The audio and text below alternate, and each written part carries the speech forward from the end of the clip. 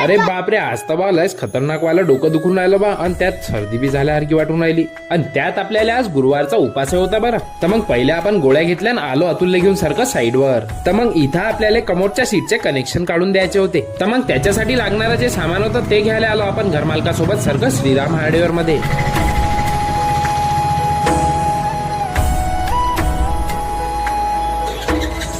तर मग इथून हे थोडंसं चिल्लर सामान घेतलं आणि निघालो सारखं गांधीपूलच्या रस्त्यानं साईडवर. आणि इथे येऊन पाहतो तर काय, अतुल तर म्हणे बा हे मशीनच बिघडली भाऊ. तर मग थोड्या वेळ इचूकाळी केल्यावर मशीन तर झाली चांगली, पण हा इकडे काय करून आला होता काय माहित बा, पुरी भीतच पाहतो बरे असतं. तर मग पाळपूर तर झाला, आता फटाफट कापकूप करून हे पाईपलाईन पूर्ण ओके केली. आणि मग एवढं केल्यावर हे आग लावायची स्कायलेट होता बा.